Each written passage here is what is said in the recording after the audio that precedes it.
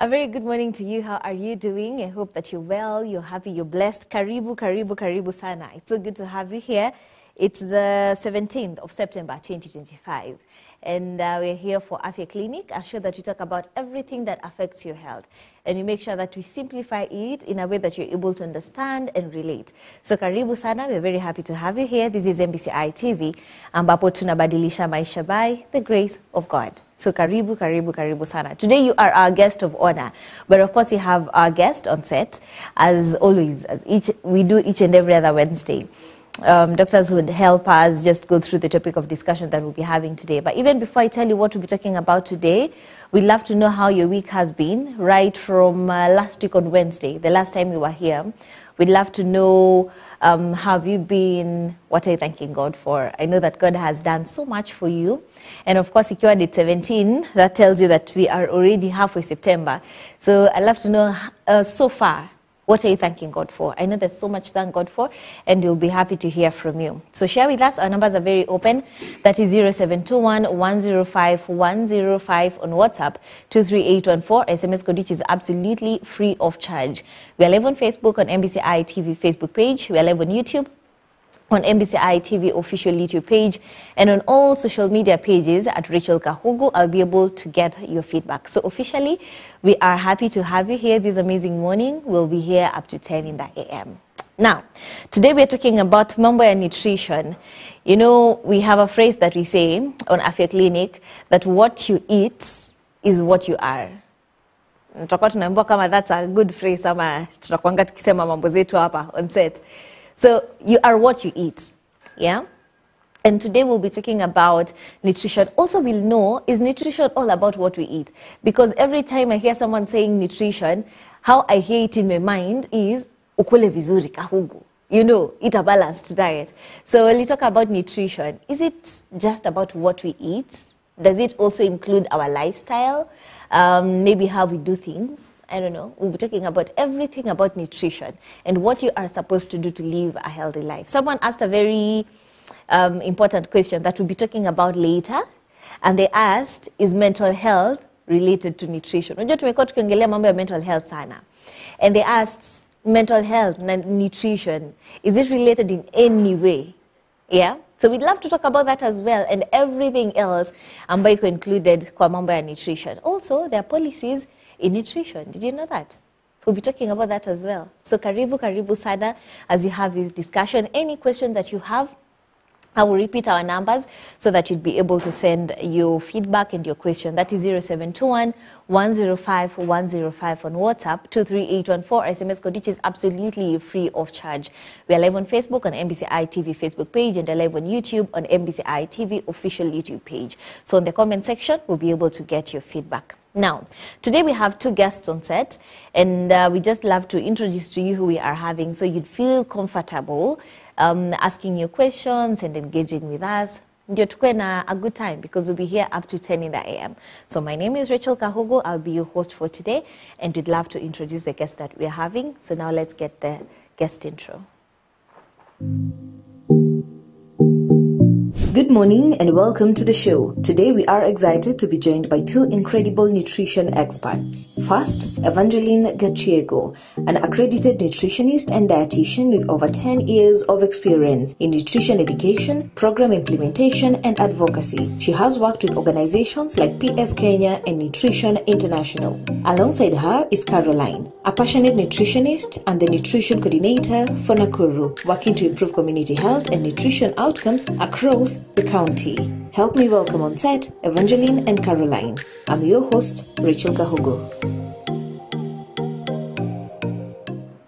Perfect. And those are the guests that we are having today. Karibuni sana. Yeah, we're very happy to have both of you here, and are ready to talk about mambo ya nutrition.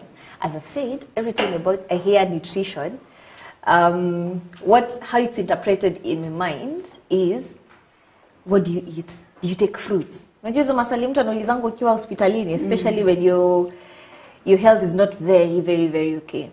The first thing the doctor asks, do you take water? Unakulanga fruits? So that is how it's interpreted in my mind. And today we'd love to know more about nutrition. But even before we get there, once again, karibuni sana. We are happy to have you today in studio.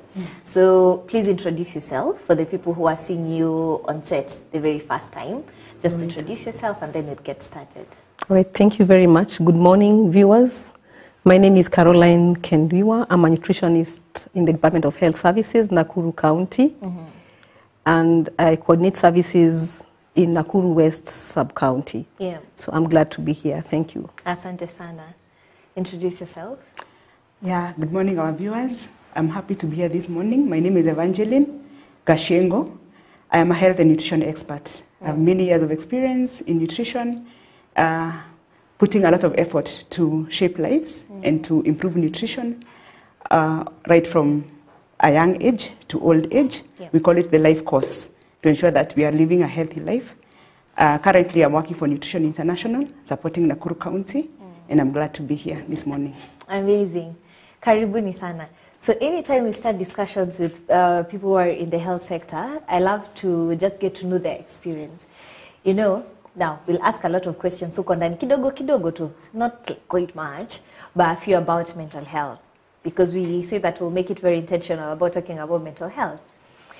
How would you, let me just start with you. How would you, maybe one or two sentences, how would you describe your experience as a nutritionist?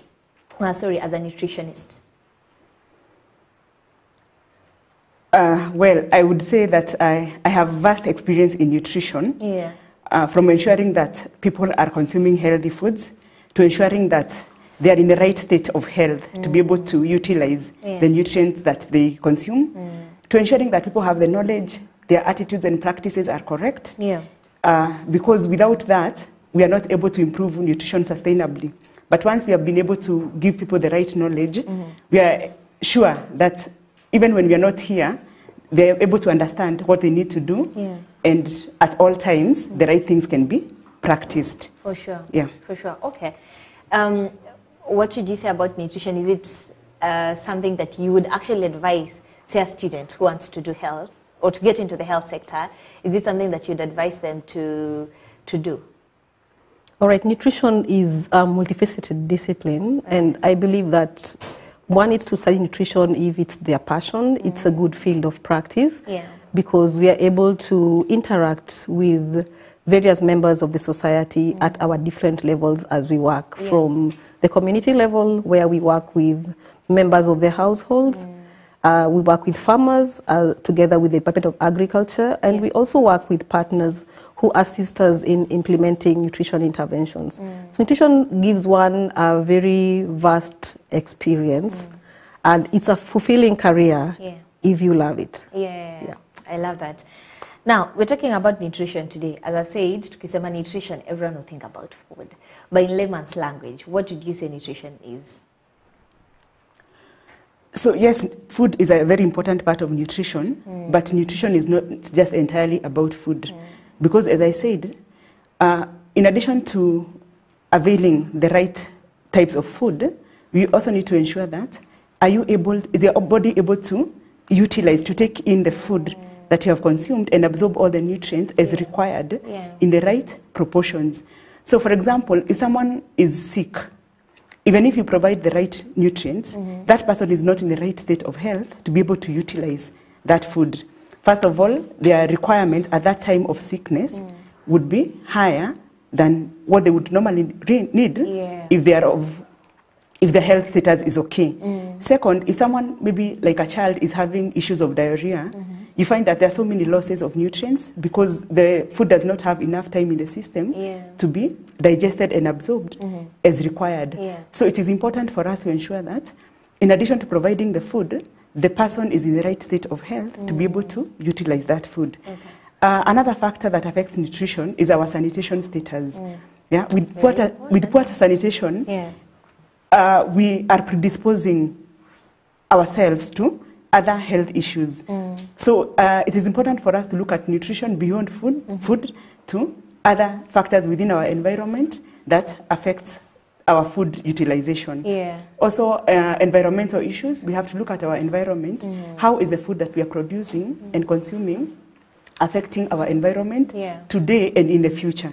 So, for good holistic nutrition, we have to think about all those factors, and we have to ensure that there is a balance, so that we are utilizing our resources sustainably, we are utilizing the food that we have appropriately, and meeting all the nutrient needs that we have. Yeah. I love that you've mentioned about hygiene, and we'll be coming back to that. But maybe let's now start from the very beginning. Mtoto akizaliwa. We talk about exclusive breastfeeding for the first 6 months. Correct. Yeah, for the first 6 months. Maybe tell us about it. Maybe just by starting by what exactly is exclusive breastfeeding for the first 6 months, and why is that important? All right, thank you. Exclusive breastfeeding means giving the baby only breast milk from the time that they're born, and we normally encourage that there is early initiation, that the baby is put on the breast as soon as they are born. The importance of the baby beginning breastfeeding early is because the babies who begin breastfeeding within the first 1 hour, which is the alert hour, are able to breastfeed longer, and they're able to adapt to breastfeeding much more easily. Okay. So breastfeeding for the first 6 months has benefits to the baby, because the first milk that comes in the first few days helps in boosting the baby's immune system, and also opening up or clearing the digestive system. It provides adequate nutrients that the baby requires, and the breast milk normally changes as the baby grows. So in the first few days, the milk is different from like 2 weeks after birth. So the milk adapts according to the needs of the baby as the baby grows. So the more frequently a baby breastfeeds, then the more milk the mother is able to produce. Okay. And why is it important for this baby to exclusively breastfeed for the first 6 months?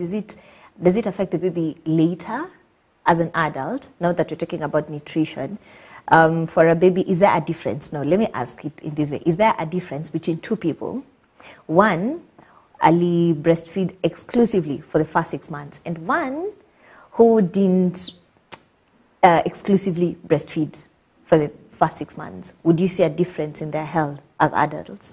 Yes, there's research to that effect. So a baby who is exclusively breastfed, one, rarely gets sick, because we have just mentioned that breast milk has adequate nutrients, including immune components. Then breastfeeding also reduces the risk of obesity and other non-communicable diseases in adulthood. Okay. Yeah. Okay, how is that? I believe breast milk is just enough. When kids are given other foodstuffs or other non-nutritious items, then they tend to gain abnormal weight, and they don't develop optimally. Okay. Yeah. Okay, I hear you. We've heard of mothers who say, "Sina maziwa enough. I'm not able to breastfeed my kid for the first 6 months," and they opt to introduce something else, which I won't mention because, hey, we know. There are people who decide, acha nimpe maji, ama kidogo, ama, such. Why is it that some mothers don't have enough milk for the kids for the first 6 months? And is there something that, like, not having enough milk? Well, yes, there's something like not having enough milk, but biologically, all mothers are able to produce enough milk for their children, including during multiple births. So, first of all, breast milk production is a hormonal function in the body, affected by prolactin hormone and oxytocin hormone. So those hormones are produced in the body, and beyond nutrition, they are also affected by our, stress status. So once the mother is stressed or has doubt about the ability to produce enough milk, that is one factor that actually causes milk production to decline. So once you start doubting, eventually it becomes true. But that's why we encourage mothers, if you feel like you don't have enough milk, consult a healthcare provider so that they can build your confidence. They can assess factors that can be affecting your ability to breastfeed, the way you hold your baby.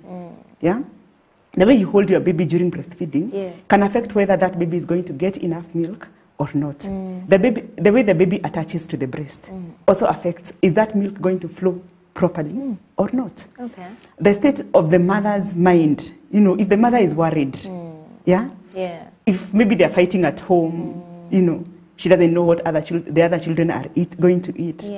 The other children have not gone to school. You know, all those factors that cause us to be stressed, they eventually lead to declined production of breast milk. So what the mother needs at that time is to be supported. The surrounding environment is very important. The spouse, you know, the in-laws, other children in the household. During when the mother is at the hospital, how the healthcare provider treats that mother during that time is very, very important in ensuring that that mother is able to breastfeed. In addition to that, the mother's nutrition during pregnancy and at the time of lactation is also very critical. We advise mothers to consume 3 meals and 2 extra small meals during breastfeeding. So that is also quite important for ensuring that the baby is able to breastfeed enough. But as I said, it's not the only factor. Other social factors, they play a very important role in ensuring that this mother is able to breastfeed. I love how you've explained it. You know, sometimes we just don't talk about how your mental state is very important, especially as a breastfeeding mom. We talk about lazima ukule vizuri, you have to take care of yourself, you have to take care of the baby, but don't really talk about the mental state of this mom. And I love how you've brought it out, that as a mom, the place that you are mentally will really dictate a lot, even how you breastfeed your kid. So that is very important, and it's good that you've mentioned about support from the partners, from the people that are around. So if you're around a breastfeeding mom, it is your responsibility to make sure that the mental state of this mom is good, that she's mentally well. Okay? Good. Now, Nakuru, as said, is one of the counties in Kenya that really practice agriculture vizuri sana. Almost every would say year, we harvest really well in Nakuru. But then, this is the same county that people talk about malnutrition, which is very interesting because we have the food. Why would you say we have issues of malnutrition in Nakuru County, yet we have good agriculture practices? Yes, we will keep on emphasizing that nutrition is beyond food production. So first of all, food production, the food that we produce needs to be well diversified, and the intention of this food production is a key factor in affecting what households actually consume.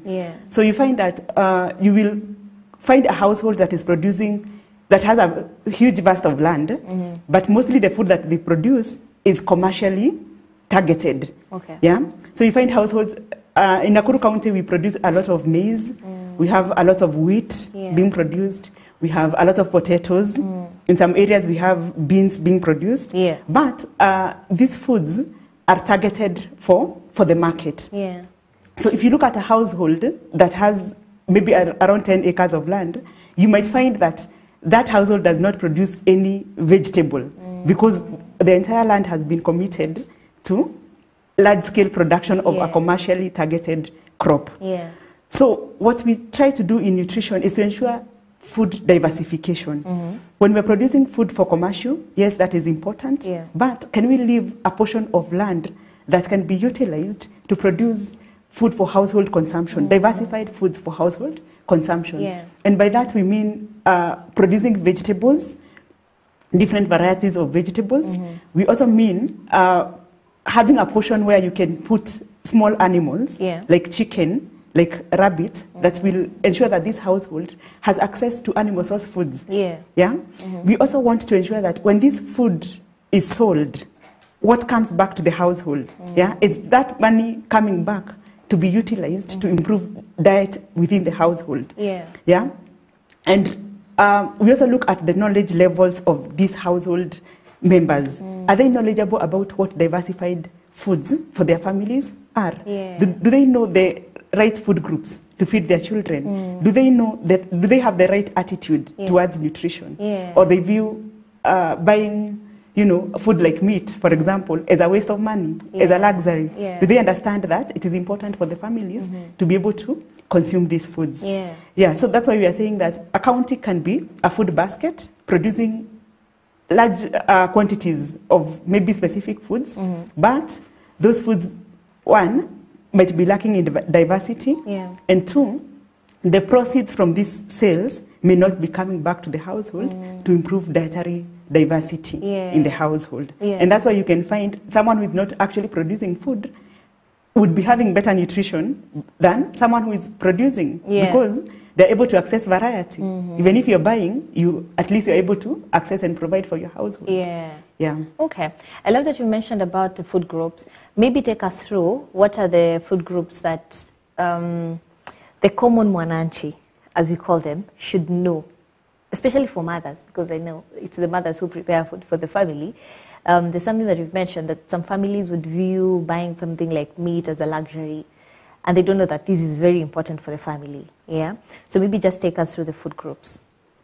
Thank you. So we have classified foods into 10 groups for mothers and also for the general family, and we also have 8 food groups for children who are just beginning to eat the family foods or the family meals. So I'll mention the 10 groups for all the family members. So the first food group is grains, grain products, and starchy food. That means any edible seeds of the grassy plants that we are able to eat. Things like maize, wheat, sorghum, millet are in that category. And then we also have the products. What is produced from those grains? That is the flours and the processed foods like bread and so on. So those are the products of those. We also have the starchy foods like the potatoes, matoke, the cassava, then that first food group. The other food group is legumes and pulses. So these are the dried seeds of leguminous plants. So things like beans, lentils, and peas. If they are dry, then that food group. And then the other group is the fleshy foods. These are the meat of edible animals. So that is the beef, poultry, whatever edible animal in the culture or in the environment. I love that you're saying edible animals, because we've seen Kenyans doing very amazing things. So it's the fleshy part of the edible animals. Then we have the category for eggs. So again, the eggs that we are able to eat is in one food group. Then the other food group is dairy and dairy products. This includes milk, that is fresh milk, fermented milk, yogurt. They're in that food group. And then we have the dark green leafy vegetables. That includes most of our traditional vegetables in that category. That is the managu, the saget, then the rema, and also the kales and spinach are in that group. And we also have vitamin A rich fruits and vegetables. These are yellow and orange colored fruits and vegetables. And then we have other vegetables and other fruits.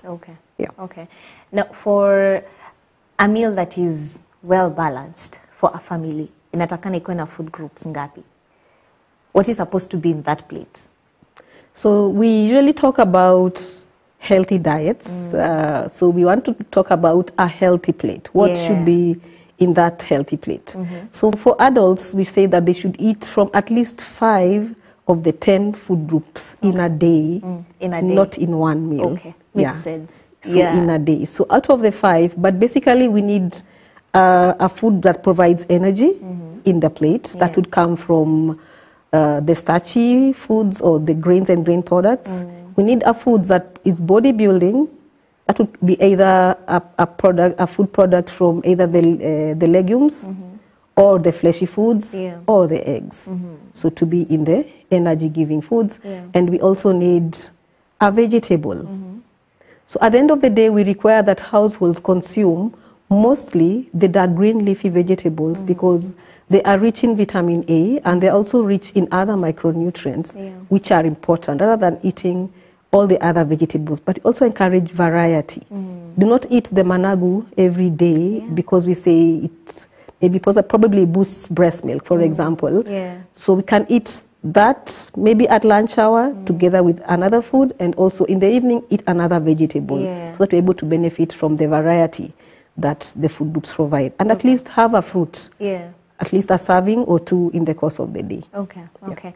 And everything that you've talked about is very affordable. So as you talk about food groups, it doesn't mean lazima utafute vitu zenye ni very expensive and then say that, no, I can't afford, being healthy is very expensive. A fruit is like a banana, which is like what, 10 bob? Correct. So it's very, very, very affordable. Again, hata kama inakucost kidogo, it's for your health. So, hey, you can always just sacrifice that just to make sure that your health is okay. Now, I'd love for us to go through some of the myths and misconceptions, even before we continue, that surrounds the issues of nutrition. So let's take a look at the mythbusters as we get to see what are some of the things or statements that we make that are not actually true, some things that we need to make them very clear. Okay? So let's get into the mythbusters. So the first is that eating late at night automatically makes you gain weight. Is that true? Would you say that is true? That eating late at night automatically makes you gain weight? What would you say? Well, eating late depends on, again, at what time do you go to bed? It's not very automatic that you would actually gain weight. And then again, how much food are you eating at that hour? In our case, we have said that breastfeeding mothers can eat an extra meal. At which point do they eat that extra meal? Most likely it is either in the middle of the night, which is way late into the night because they need to boost their energy levels and provide adequate nutrients for breast milk to be produced. So basically, we usually say that after you have your meal, you need to stay up for at least 2 to 3 hours to allow for digestion to take place before you can go to bed. Okay, so it actually depends. But at some level, especially for the people who would want to lose weight, they should eat late at night. Is that a thing? Yeah, they shouldn't eat late at night because when you go to sleep, you are resting. So when you eat late into the night, then how much time will you have for resting, for example? How will the body be able to burn the extra calories and the energy that you have taken in? So basically we say that you eat early because most people, if you eat early and you sleep later, you will have ensured that digestion has taken place. So we are avoiding that last boost of energy just before bed. Okay, makes sense.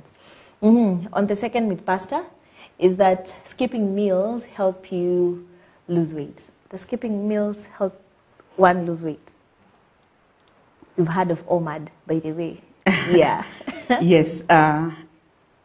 For sure, skipping meals can help you lose weight if you know what you're doing and how to do it properly. And by skipping meals, you find that some people can skip a meal, but by the time you get to the next meal, you are eating like you have not seen food before. So it is important to plan your meals properly. Sometimes it is not just about the number of meals that you eat, it's about the portions that you eat per sitting. So for you to lose weight, the best way we say is a way that is sustainable, that will help you to have, to be energized throughout in a controlled way, so that you are not so hungry, such that you're not able to control your appetite by the time you're getting the next meal. So in the short term, skipping a meal, skipping meals can help you to lose weight, but most of the times what we have seen is not a sustainable way of managing your weight.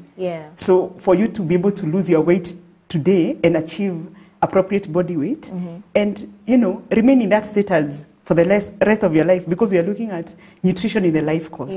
Not just nutrition to, weight loss today to help you look in a certain way, but after 2-3 years, all the weight comes back, you know. True. So you have to make sure that you are learning strategies to lose the weight, yes, but in a sustainable and healthy way. Okay, Yeah. okay. So what does that look like for someone who wants to lose weight but with sustainability in a way that it's not for the 3 years as you've mentioned? Yeah.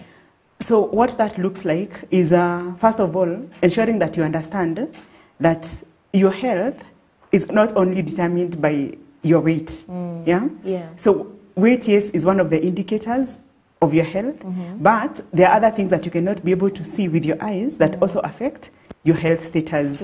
So the main goal here should be to improve health, not just to lose weight. And by that I mean that look at the food that you are consuming. You see, we need nutrients. We need micronutrients. And inadequate micronutrients in our bodies will lead us to hidden hunger. Hidden hunger is the micronutrient deficiencies. So, and where do we get these nutrients from? They are packaged in the food that we eat. So, much as you're trying to lose weight and reducing your food intake, you have to be conscious that there are other micronutrients that your body require that comes packaged in the food that you're eating. So, in the attempt to lose weight, it is important to ensure that you're losing weight but also supplying your body with the required micronutrients. Second, you have to know what weight are you targeting to get to. That is through BMI, body mass index. Looking at what is your BMI today and what is that target that you need to get to, so that again you don't lose so much weight that you now become underweight. The problem of nutrition, we call it a triple burden. Triple burden meaning that we have people who are malnourished because they are underweight. Especially children. They are stunted, they are underweight, they have very little weight for their age. You know, they have low weight for their height. That is undernutrition. Then we have another form of malnutrition that we call micronutrient deficiencies. When your body does not have the right proportions of nutrition in terms of the micronutrients. Those are the nutrients that are required in the body at very small quantities, but still very, very important. The other kind of nutrition deficiency we talk about is overweight and obesity. So for us to say that we are well nourished, we have to ensure that we don't fall into any of those categories of malnutrition. So, and not just today, as I said, but today and in the future. So being able to establish that balance is what our goal should be, for us to say that we are able to sustainably achieve good nutrition for ourselves, for the entire household, for the community, and for our country. Love that. All right, let's look at the other myth, Pastor, is that breastfeeding mothers should eat for two. We've had these breastfeeding and pregnant mothers that they should eat for two. Yes, that's a very common statement. And a lot of people say that mothers who are expectant should be eating for two. However, during pregnancy, the developing fetus normally pulls all its nutrient requirements from the mother's stores. So basically, the baby's growth and development depends on what the mother is eating. She doesn't have to eat for two, but what is the mix that the mother is eating? What is in the mother's plate? Is she getting adequate nutrients? On the other hand, if the mother is not having enough nutrients from her dietary intake or from the food that she is eating, the baby or the fetus will draw from the mother's stores. We have had a lot of pregnant women in their second trimester complaining about a toothache, for example. This is basically because at this time, the fetus is actually building its skeletal mass. And so the baby is drawing from the mother's calcium stores. So that's why they tend to get that toothache. So nutrition during breastfeeding is important. And like my colleague had mentioned, the mother should have the 3 meals plus at least 2 small extra meals. And the aim is for the mother to have enough stocks of nutrients to produce enough breast milk as the baby demands. If the mother does not have enough, enough nutrients in her food intake, again, breast milk will be either of a lower quality if it cannot be drawn from the mother's stores. So that's why we're emphasizing that mothers take healthy diets and try as much as possible to include a variety of foods and eat frequently so they're not very full at any given time. Okay, okay. I see. And on to the other myth, Pastor. Yeah, is that supplements can replace a healthy diet. Yeah, we've had these as well. Tiona calcium, just get calcium supplements. You'd be good to go. So can supplements actually replace a healthy diet? Yeah, as the name suggests, supplements should be to supplement maybe a deficient diet. But when you look at sustainability, it is not a sustainable way to ensure good health throughout the life course. So supplementation can be done to, to tackle deficiencies in the short term. But in the long term, what we want to ensure is continuous access, affordable access through diet. Because for a diet, you can be able to produce the food. You can be able to purchase foods at an affordable cost. If you look at the cost of a supplement, I don't know whether you have purchased any supplement. You have? And you realize it is not cheap. It might be cheap for you as an individual person because you're just one. But can you be able to do that for 5 household members? It is not possible to do that for 5 household members every day, for a prolonged period of time. So that's why we advise that let us ensure that our micronutrients are coming from the food that we consume through a well-diversified diet. My colleague has taken us through the 10 food groups. And for sure, the 10 food groups have been assessed and confirmed that if you eat a well-diversified diet from the 10 food groups, ensuring that every day you're consuming foods from at least 5 food groups, and ensuring that you don't consume the same food groups every day, So within the food varieties that she mentioned, you are changing, If today you get your energy from maize, tomorrow get your energy from sorghum and millet, The other day get your energy from bananas, By doing that, you're ensuring that if there's a nutrient that is in bananas, you are getting it. If there's a nutrient that is in maize and it's not in sorghum, you are able to get it. When you go to the other food group, the dark green leafy vegetables, take your managus today, tomorrow take your spinach, take your kales, and by diversifying our diet, we are able to get all the nutrients that we require, and we don't have to go the supplementation way. In the short term, we can do supplementation, but in the long term, we need to go back to our diet because it's the most sustainable and affordable way. Okay, perfect. And on to the last mythbuster that we have today is that fresh fruits are better than frozen fruits. Is that true?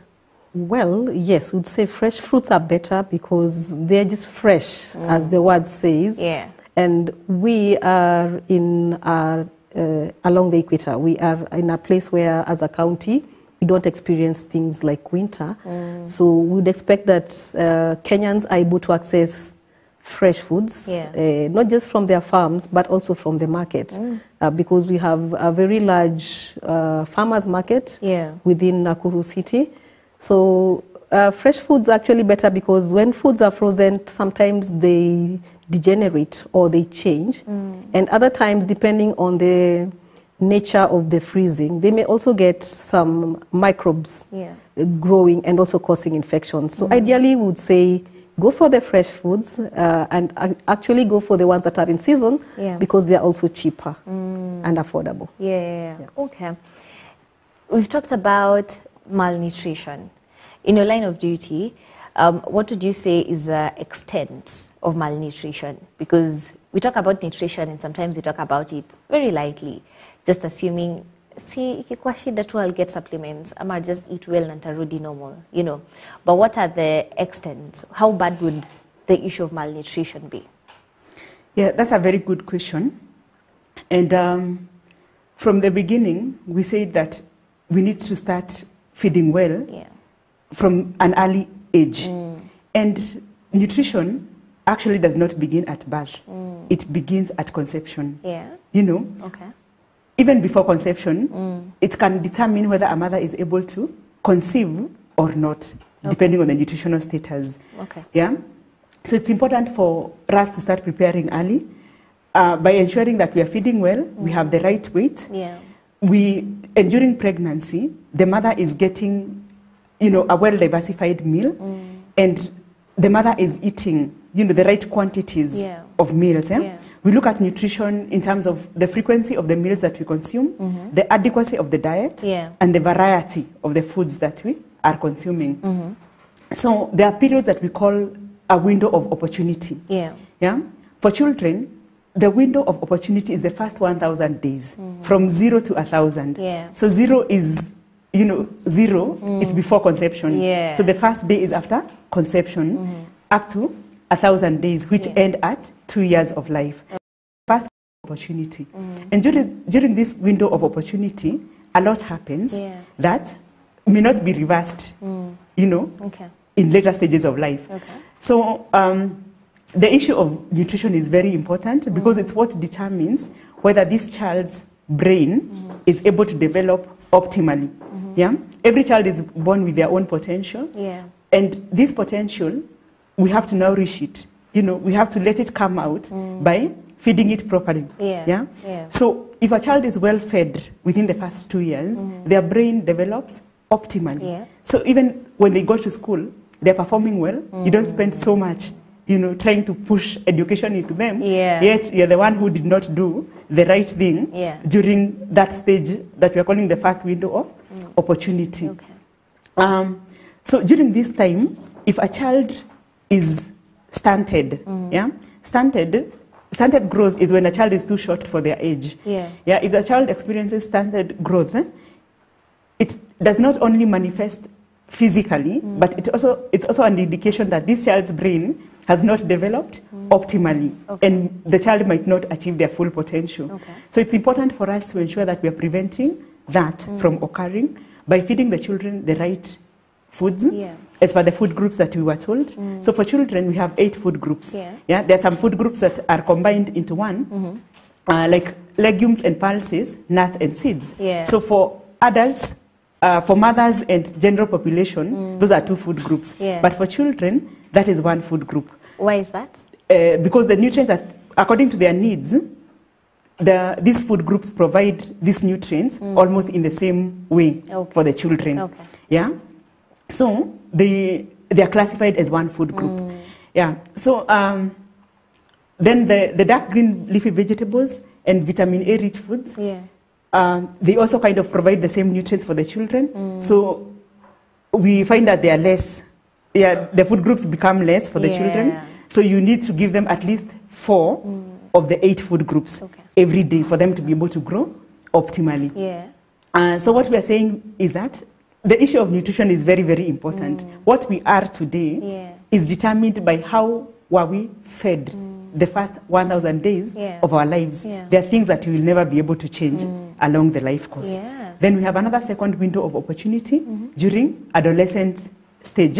You know, I don't know whether you have met a child before they went to school. Then when they're coming back, they are so tall, they are so different from how they were. It's because of the spike in growth and development during that period. So we also get another opportunity to be able maybe to correct some issues that maybe went wrong during the first 2 years.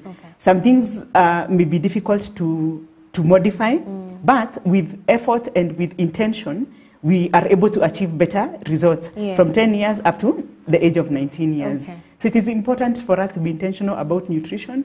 It is an investment.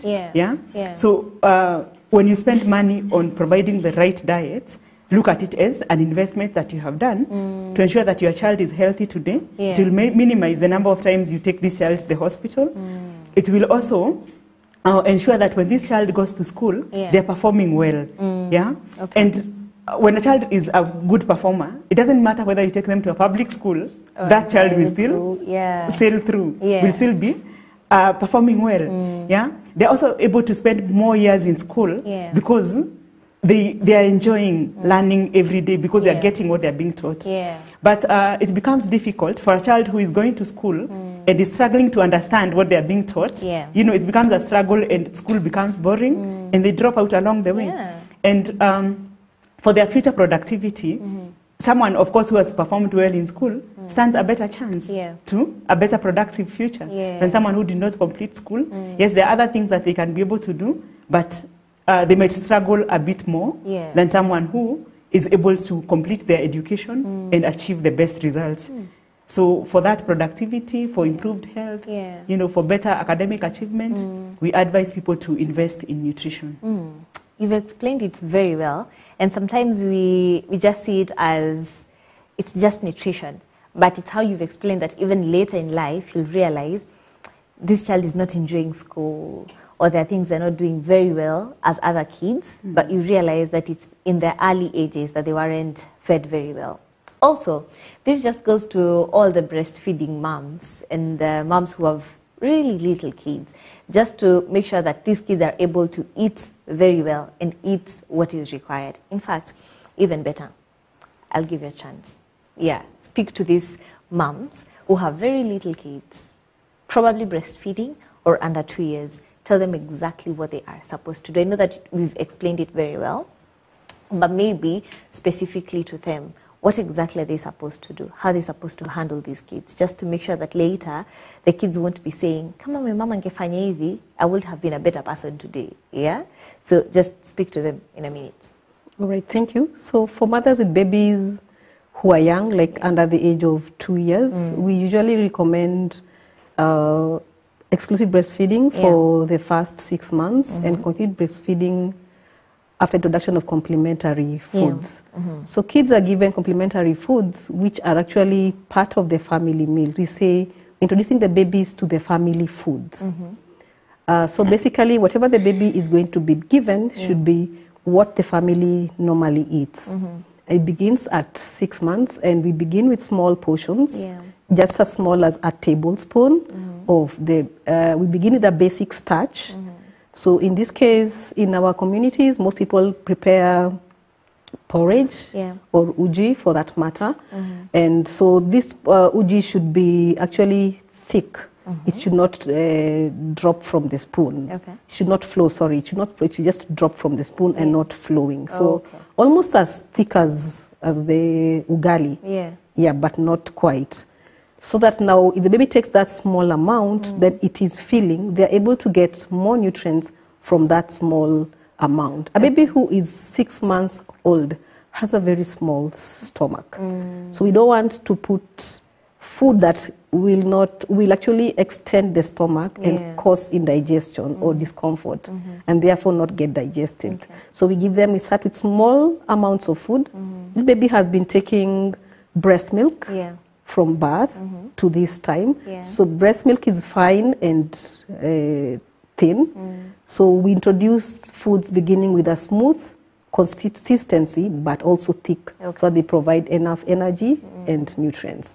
As the baby grows, then the texture of the food becomes thicker and also you make it a bit coarse or a bit rough so that baby can learn how to chew and also how to move food in their mouth and also swallow without difficulty.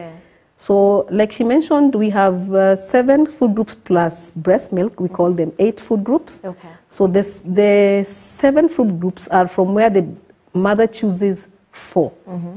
And she just mentioned that the group for legumes and seeds have been combined, but we still have the grains, grain products, and starchy foods as a food group. And then we have the fleshy foods in one group. We have the eggs in another group. We have dairy products and dairy in one group. And then we have the vitamin A rich fruits and vegetables. And then we have the other fruits and vegetables plus breast milk. So the baby should continue breastfeeding. So the first food here is the breast milk. The family foods are the complementary foods. Yes. So at what point should the baby stop breastfeeding? 2 years? A baby stops breastfeeding when they don't want to breastfeed. It can be even at 4 years. When they now say, maybe I've gone to kindergarten and I'm feeling embarrassed, but the baby can breastfeed as long as they still want to. Perfect. Works well. Now, we talk about the policies of nutrition, this is something that we probably don't talk about sana. So please take us through. Okay, we have several nutrition policies, most of which are at the national level. And nutrition policies actually are not just within the health sector. We also have sectors that contribute to nutrition interventions and nutrition in the society. So like for health, we have, like Nakuru County, we have had an action plan which we have been working on, and we are currently developing a multi-sector food and nutrition security policy for the county, basically to adapt, to be able to answer to the question you have asked, malnutrition in Nakuru. So what are we going to do as Nakuru? So the health sector is taking lead on that, and we also have agriculture, gender, education, water, sanitation, environment as also part of the people and the stakeholders together with partners participating in developing the policy. We currently have a draft of that policy. And the aim of the policy is actually to reduce malnutrition in all its forms. So Nakuru as a county, we are actually experiencing the 3 forms of malnutrition. The first is a stunting of under 5s, which is at 18%, which is just 18.5, slightly above national coverage. And like she said, stunting is a child who is short for age, and stunting affects brain development and general well-being. Apart from academics, stunting, if a child is short and they grow into a short adult, you may find that they may miss other opportunities for productivity, not just in the academic area, but also in other fields. Like when they're recruiting people to join the army and the police service, they normally want people who are of a particular height. So if a child is stunted, they may not have gotten the exemplary scores in academics, but they may not fit in the other sector where they would have been productive. The people who do construction, the fundis, for example, most of us would hire a fundi who is taller for a paint job, for example, because we believe they'd reach a higher height and probably would save on the maybe the number of ladders that would need for them to reach the highest point of the building. The other form of malnutrition that Nakuru is experiencing is micronutrient deficiencies. We may not have absolute figures on that, but we still have instances of that because as a county we have a high rate of teenage pregnancy, currently at around 17%, and affecting the people in the low-income urban settlements and also in the rural communities. So teenage pregnancy is an indicator for micronutrient deficiency because this child has not fully developed and yet they are pregnant with another child. So for us, that's a concern. And the county is providing IFAS or iron and folic acid supplements for all pregnant mothers, including the teenagers who access services at our health facility. The other concern is overnutrition, what most of us would call overweight and obesity. And as a county, we're actually competing with the national figures, and also we're competing with Nairobi County because currently we have 51% of women in our county being either overweight or obese. And on the other hand, 22% of men are either overweight or obese. So Nakuru has a dynamic in that we are experiencing all the 3 forms of malnutrition at the same time. So several players are doing several activities. So the health department is taking lead in developing the policy, and we are implementing both the preventive and curative services. Preventive is what we do at the community level, where we are doing the baby-friendly community initiative just to boost and promote nutrition and breastfeeding at the community. The county has trained community health promoters and healthcare workers on the same. We have the education sector. So in the county government, the ECD section is what comes under education. So as a county, our governor, Susan, is actually providing enriched porridge for all the learners in the public ECD centers. So I think for us that one is a boost for nutrition because now more families are taking their kids to school just for that cup of uji, which is both nutritious, provides energy and keeps that learner in school. I think my colleague can talk about agriculture probably. Yeah, so with nutrition policies, we ensure that, you know, we take the issue of nutrition wholesomely, you know, holistically, because nutrition is not just a health issue. So we are trying to mainstream nutrition within all relevant sectors. Yeah. So beyond health and food production, as we said, there are other factors that affect a household's ability to achieve good nutrition for all its household members. So when you look at agriculture, we are looking at the issue of food production. Are we able to produce enough foods? Being an agroecologically, you know, gifted county where we are able to produce a variety of foods, are we utilizing the resources that we have to the maximum? Nakuru County can produce fish. We have lakes here. So in agriculture, we are trying to ensure that we are able to produce enough fish that can be consumed within our county and that can become affordable for our households. Because producing is one thing, but can we make this food affordable to the people that, you know, our primary responsibility is to take care of the people within our county. Can we also promote this fish so that people are also aware that it's one of the foods that they need for them to meet their nutrient needs. So that's what we're trying to do within agriculture, ensuring that we are diversifying our diet and making them affordable. And also we are doing value addition. Sometimes we produce vegetables, but most of them go to waste because we are not able to preserve them to be utilized at a later time. So value addition and food preservation, you know, through agro-processing is also an important aspect of ensuring that we are food secure and we have enough stores to continue supplying this food even during the dry seasons. Then when you look at other sectors like, for example, gender, there are also gender issues that affect food availability within the households.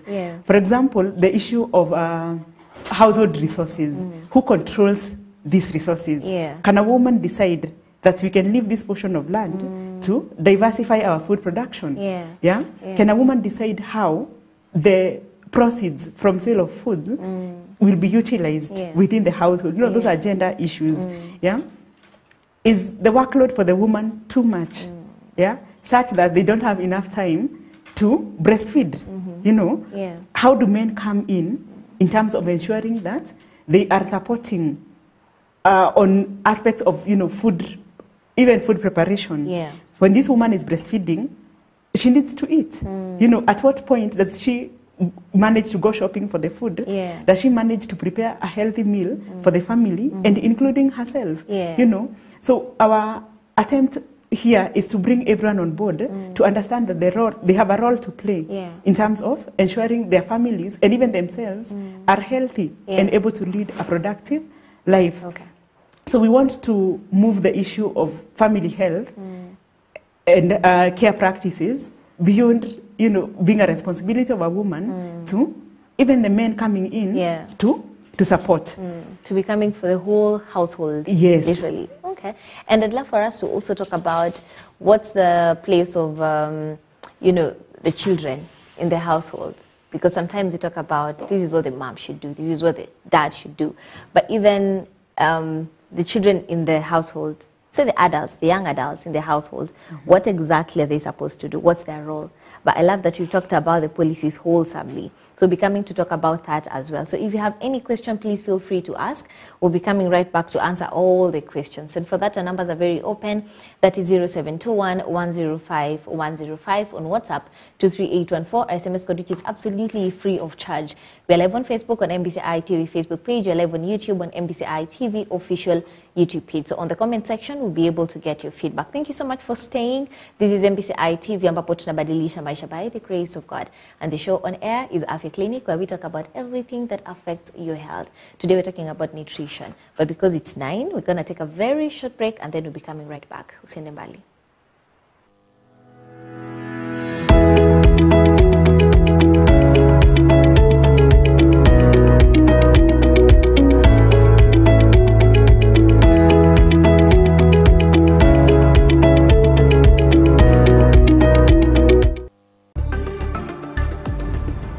MBCI Television, transforming lives.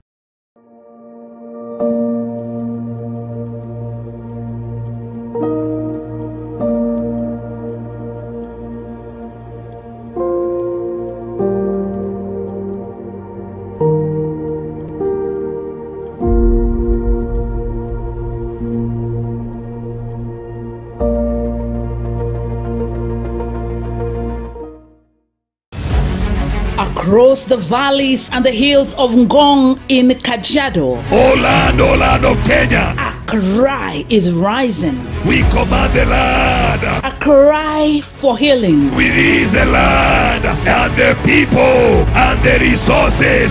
We dedicate them back to our God. A cry for revival, the land and for the people. This October, Missions to the Body of Christ International MBCI, in partnership with Kajiado Northwest Clergy and Gospel Ministers, invites you to a 7 days of prayer and word festival. The Healing of the Learned Prayer Conference at Ngong Stadium inside the mega tent, starting from Monday 29th September to Sunday 5th October 2025. Ministering Apostle John Kemani William and other choice servants of God. Our land is good and pleasantly situated, yet it's unproductive and has been hindered. But now a time of healing has come, a time of restoration, a time of revival. Come, let's call on the Lord together. The conference will run daily from 9 a.m. to 6 p.m. with a morning devotion every day from 5:30 a.m. A glorious Friday cashier from 9:30 p.m. and the grand climax rally Sunday at 2 p.m. will be live on MBCI TV and MBCI Radio and all our social media platforms. This is an interdenominational gathering, free and open to all.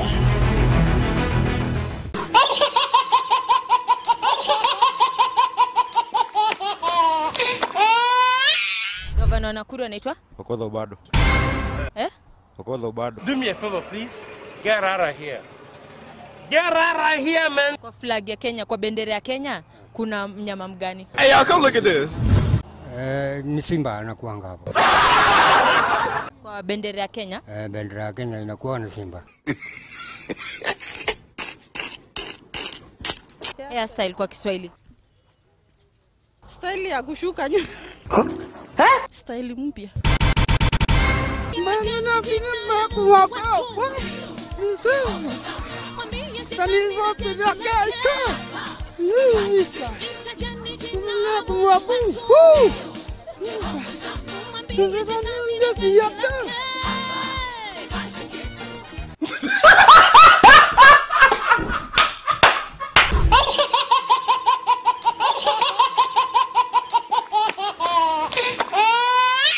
Welcome to Bounty Supermarket, Imani Mall, Nakuru, your trusted one-stop shop for quality, convenience, and unbeatable value. From farm fresh produce to everyday household essentials, from tasty snacks to reliable electronics, Bounty Supermarket has it all. Enjoy wide variety, pocket-friendly prices, and a shopping experience designed just for you and your family. At Bounty, we don't just serve customers, we serve smiles, because here, you're not just shopping, you're part of the family. Visit us today at Bounty Supermarket, Imani Mall, Nakuru. For assistance, call 0751 056 756 or email info@bountysupermarkets.co.ke. Other branches are in Nakuru Rescos and Olivine Kiamunyi. Bounty Supermarket, great savings every day.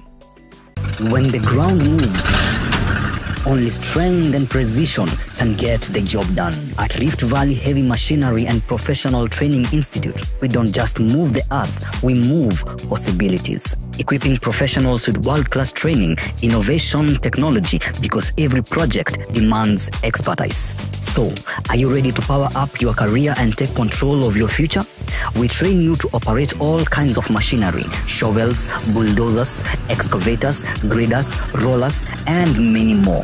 At Rift Valley Heavy Machinery and Professional Training Institute, you get more than just skills. You learn basic mechanics, plant mechanics, first aid, defensive driving, and even take refresher courses. We also offer courses in hospitality, cosmetology, ICT, cottage industry, mechanical and electrical engineering. And guess what? New students get a 10% discount. We conveniently located in Subukia along Nakuru-Nyahururu Highway.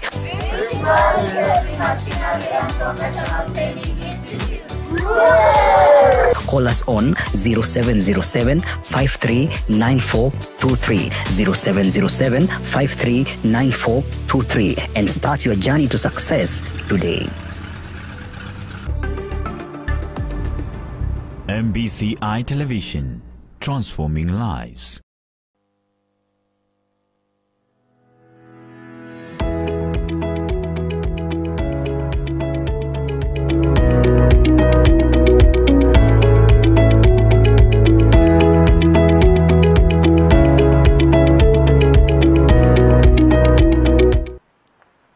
All right, we're back. Thank you so much for staying. This is MBCI TV, ambapo tunabadilisha maisha by the grace of God. And of course, the show on air is Afya Clinic, where we talk about everything that affects your health. And today we are talking about nutrition, because nutrition is very important, okay? And we've been able to just mention that as you talk about nutrition, we're not only talking about what you eat, it's very diversified. And we've had the explanation vizuri sana. So thank you so much for staying, and I hope that you are getting a thing or two from our discussion today. You can always share the link with everyone, because nutrition is very, very, very important. And you say that it starts from way back, actually before conception, yeah? Because sometimes you think you need after birth to kiona mtoto sasa ndiko sawa, but before conception. I know that we've talked about the 1,000 days of a kid, the first 1,000 days of a baby. And we are getting all that. But if you're just joining us, we've been live on Facebook, on MBCI TV Facebook page. We've been live on YouTube, on MBCI TV official YouTube page. So you can always get the links. Go back from when we started the discussion, that was at 8 a.m. And you can follow all through. I know that you'll get everything that you need to get. And for us to handle this discussion, today we are having two guests on set. They're both nutritionists, and they are doing an amazing, amazing job, not only in Nakuru, but in Kenya, with vast experience. So they're the best people to help us tackle this conversation that we're having today. One is Caroline. Thank you so much for being here today. We are having a great time, and we're learning a lot. We are having Evangeline. Said it well? Yes. Yeah. So karibu sana. Also, thank you for being here today. Now, I'll be going into the questions that you're asking. This is where we get to tackle everything that you'd want us to answer.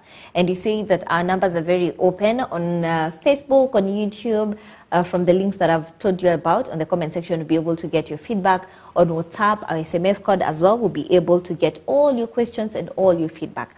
So today, anything that you'd want to ask about nutrition, please feel free, so that we'd be able just to make sure we've explained everything. Kinagobaga. Sawa sawa. And of course, at the end, we'll be able to ask to give you the contact, rather, so that if you have any follow-up question, you'll be able to ask. So that's it and done. A very interesting question that I had asked a bit earlier, and someone asked about mental health. And they asked, is it related to nutrition in any way? What should you say? All right.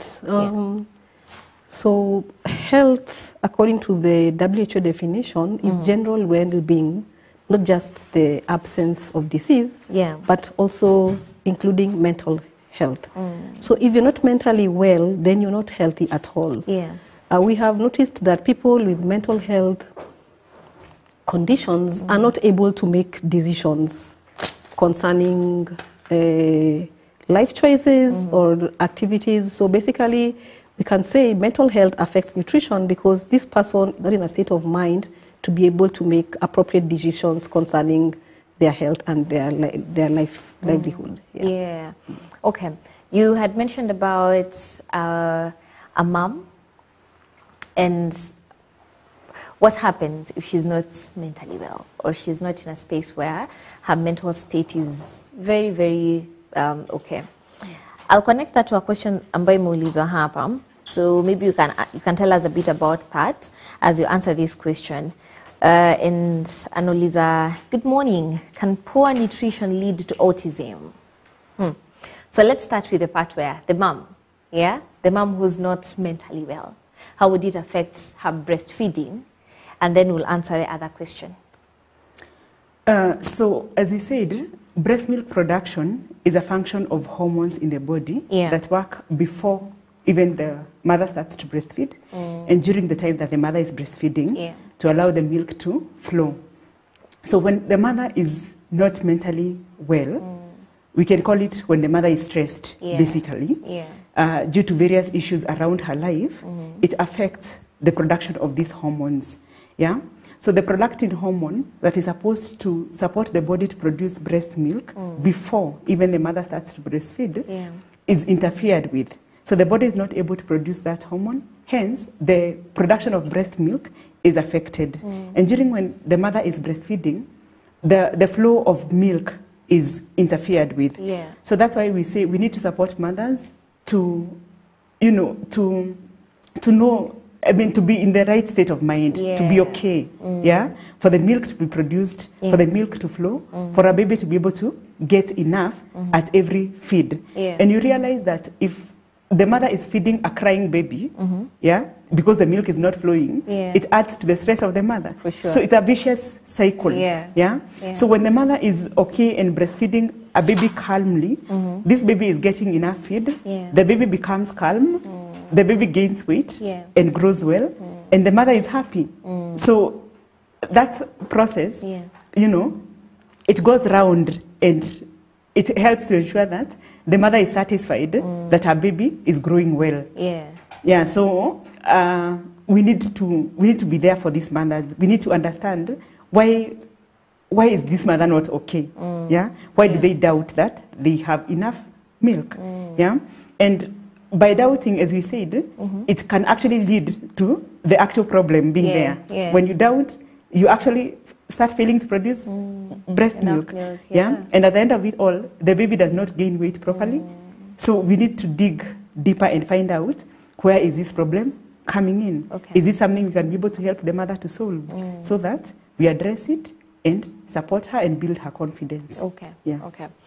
Perfect. Now let's go to the question where we have someone who's asking, can poor nutrition lead to autism? All right. Autism is a congenital condition, which means that it's an abnormality that happens when the baby is still in the uterus before birth. And it concerns the central nervous system or brain development. So in the development of the fetus, this particular process of development of the embryo happens in the first 28 days of the life of the baby.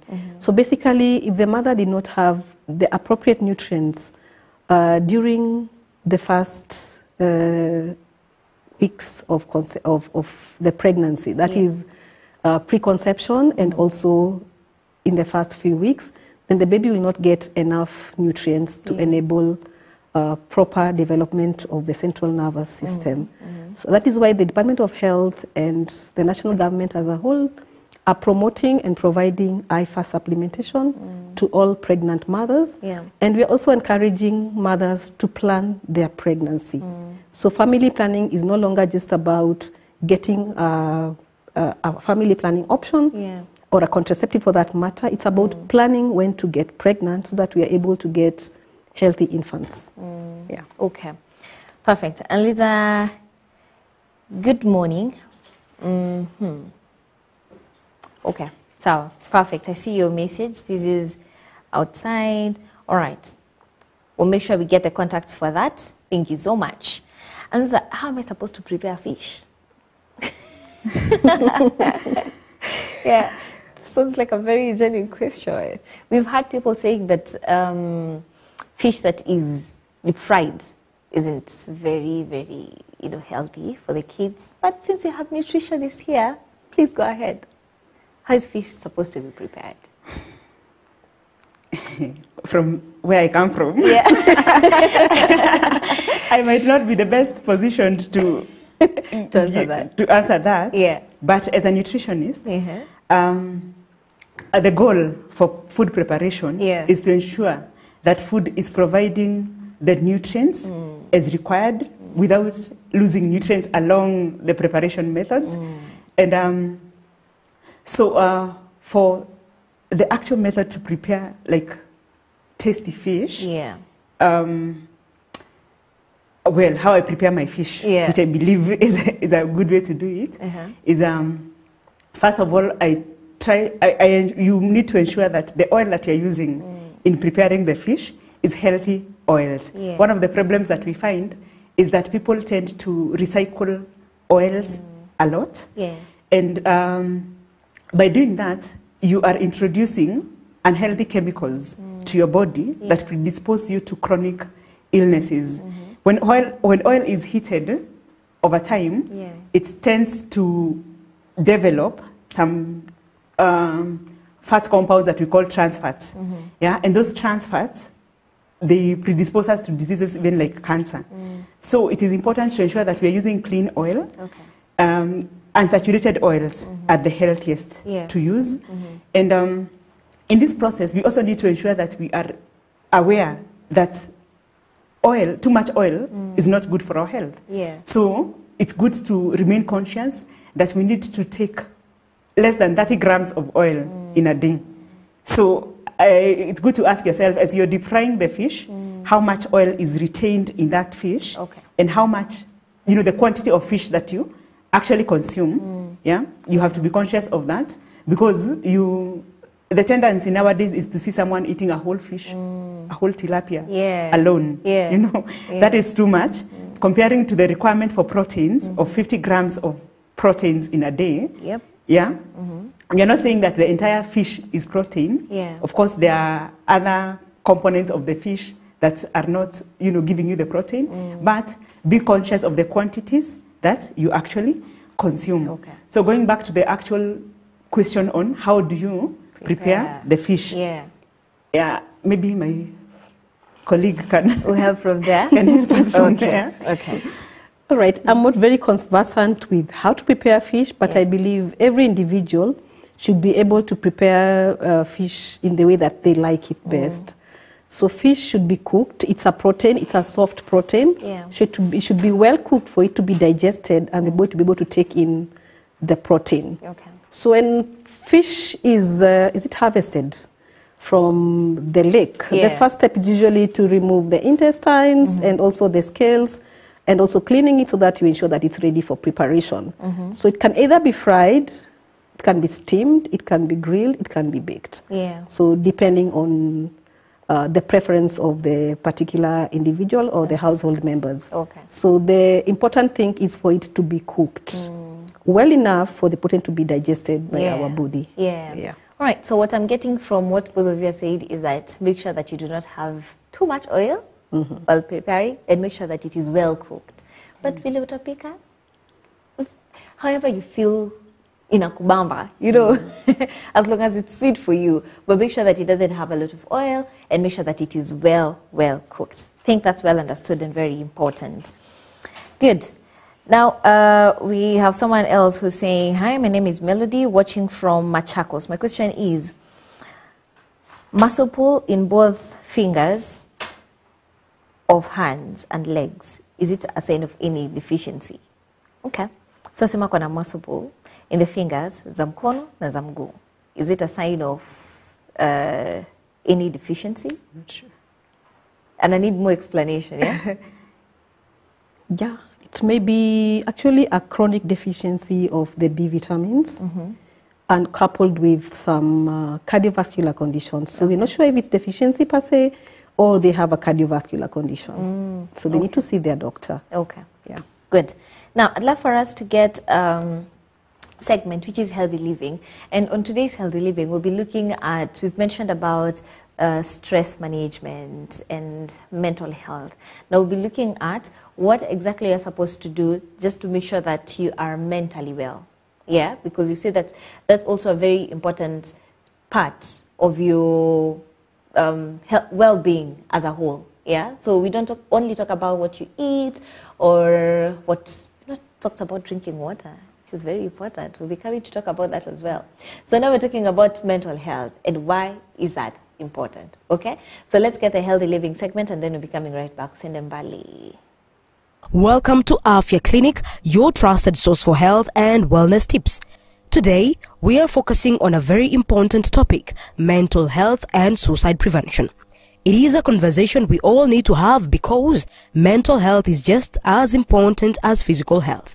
Did you know that every year, thousands of lives are lost to suicide worldwide and many of these tragedies are preventable?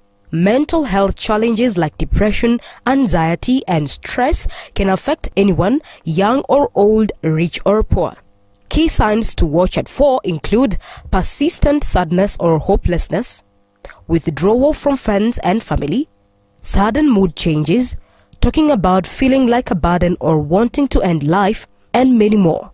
If you notice these signs in yourself or someone else, please don't ignore them. They are a cry for help. Prevention and support. So what can we do? First, let's break the stigma. Talking about mental health does not mean weakness. It means courage. Seek help from a counselor, a trusted friend, or a health professional. Simple things like regular exercise, good sleep, and staying connected with loved ones can greatly improve mental well-being. And if you or someone you know is thinking about suicide, don't stay silent. Call your local emergency numbers or reach out to mental health hotlines immediately. You could be saving a life. Remember, it is okay not to be okay. Your mental health matters, and talk to someone, check your friends, and be that shoulder that someone can lean on. Together, we can prevent suicide and build a healthier and happier society. This has been Afya Clinic, because your health is our priority. I love the ending, is that your health is our priority, because that's very important. We say that God has really blessed us, but kama health yako haiko sawa, then you're not able to do everything else that you're supposed to be doing. And that is why we focus on what you're supposed to do to make sure that your health iko sawa. Okay? Now, we have questions coming in. Keep sending your questions and we'll be able to answer them. We see there's one person who've not told us your name, but he's asking, or she is asking, is it advisable to add milk in vegetables and baby porridge? Okay, that's a very good question.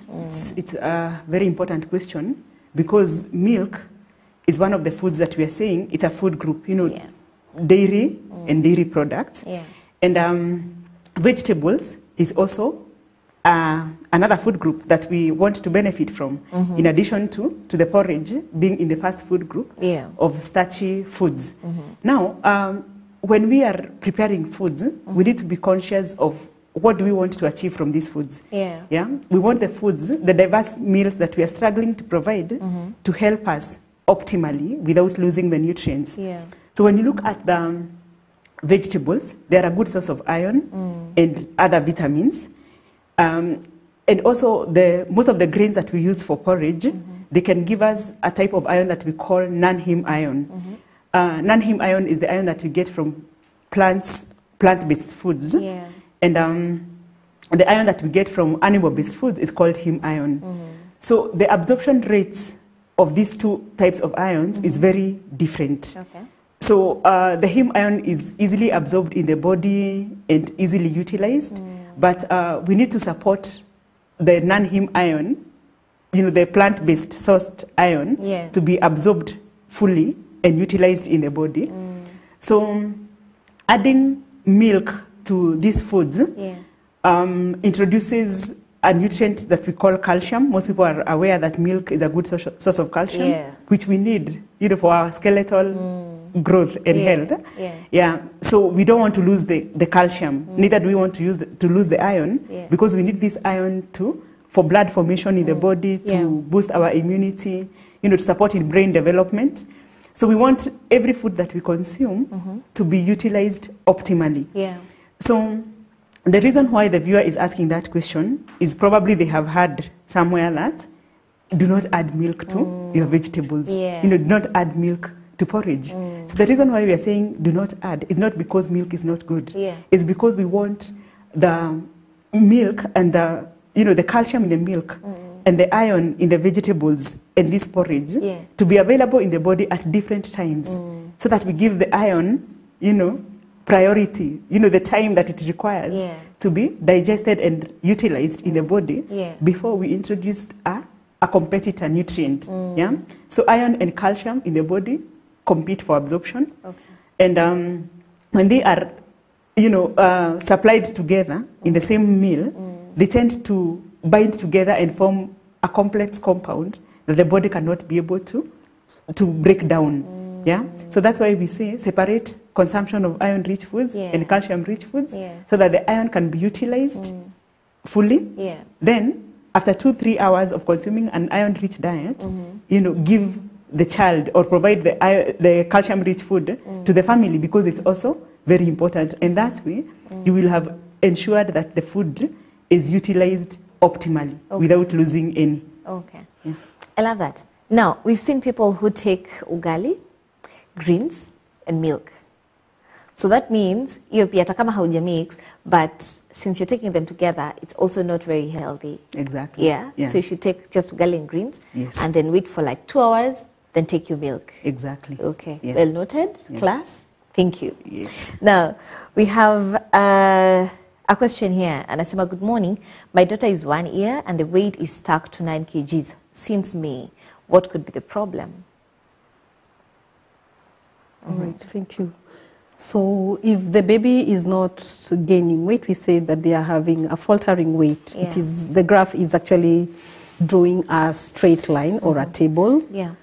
So basically, baby would wish to know if our mother or the caregiver of the child is attending growth monitoring clinics at the health facility.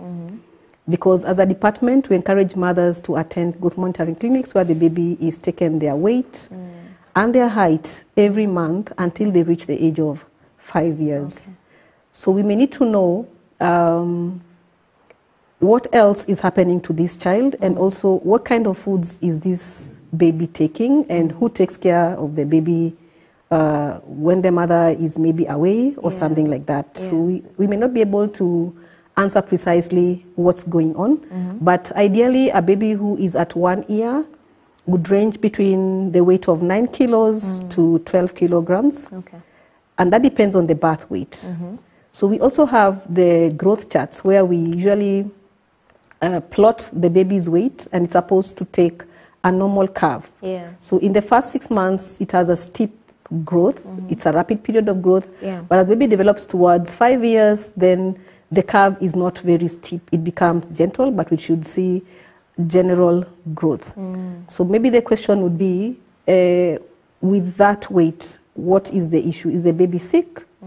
So that we can be able to determine why the baby's weight is at that level. Okay, okay. Perfect. We see someone else. Now, I hope that you'll be able to read all and to answer all the questions, but I see even most of the questions ambazo zimeulizwa which you've not tackled, we've already answered them in the discussion. But if you have a pressing question, please make sure that you send and we'll be able to read. Okay? Anauliza nini huchangia mama kujifungua mtoto mwenye ako na kilo kidogo? Maybe we'd start with, what is kilo kidogo? You know, a baby at birth, anatakana kuwa na how many kgs? Yeah. So, are you taking it? Yeah. So a baby at birth, the normal weight for a baby is any weight from 2.5 kilograms. That is 2,500 grams. Yeah. Yeah. So we find that there are several factors that can lead to mothers delivering underweight babies. And one of the factors is, delivering before the due date. Yeah. If you deliver your child at maybe 6 months, 7 months, you're likely to give birth to a baby who is underweight. Yeah.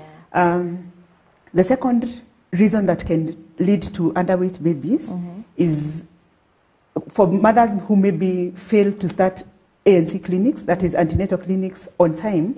And we advise mothers to start ANC clinics immediately. Immediately you realize that you are expectant. Please go to the health facility and start your ANC clinics so that you know, your vitals can be checked. You can be able to know. You know, the ANC profile is very, very important to know your blood levels. You know, then you also start taking your IFAs immediately. The IFAs, the iron and folic acid, is supposed to help the baby during the formation stage. Within the first 28 days, you should already be taking your folic acid so that the baby can form fully. We've seen babies being born with a condition that we call spina bifida. You know, some of these conditions can be prevented by a simple act of taking your iron and folic acid every day. The issue of underweight deliveries can also be prevented by ensuring that you're taking your supplements, you're attending your clinics, you know, getting to listen to the health talks. Very, very important. Of course, other issues like gestational diabetes, you know, your pressure being uncontrolled during pregnancy can lead to health complications and babies being born before their due date and babies coming out when they are underweight. But the most important thing is to ensure that we are delivering or targeting to deliver from health facilities, because once we do that, you get all the necessary support to ensure that even if your child is born underweight, they're able to grow and thrive like any other baby. You'll get the support to be able to put your baby on kangaroo care, which helps to ensure that they gain weight fast. You prevent them from infections, and with that kind of support, you're able to also breastfeed the baby well. Some mothers give birth and they think that the baby is too small to breastfeed, but the most important thing is to understand that there is no better food that you will give your baby other than breast milk. Even if your baby is born at 1,000 grams, the food that is going to help them to gain the weight is breastfeeding. So the mother needs support to be able to breastfeed, because first of all, by the fact that the mother has given birth to a low birth weight baby is already a factor to cause stress. And as we said, stress reduces breast milk production. So this mother getting support to ensure that their baby, you know, that assurance that your baby will grow, you being told the right thing to do, already boosts the mother's confidence and reduces, you know, that stress of delivering a low birth weight baby. So the mother is able to breastfeed optimally, and this baby ultimately is able to gain weight properly and go home like any other child. Perfect. I love that, because the most important thing is to have a baby who's healthy. So even with all that, what you've explained is very important, just to make sure that at the end of the day, the baby is healthy. So need a home, you are a healthy baby. Very important. Now, maybe this is the last question that we'll be answering. I see we've answered all the other questions during the discussion, but if you have any question, we'll be giving the contact. Now, a very important question, Annalisa. So how do we, the public, benefit from the policies? Maybe you can just take us through it kidogo too. But of course, we've talked about it. So you'd always go back and just follow through the discussion. You'll be able to get each and everything that we've talked about. But maybe we just go through it. All right. The aim of the policy is to ensure that we reduce malnutrition and also enhance food security in Nakuru County, while at the same time ensuring that we are a productive population.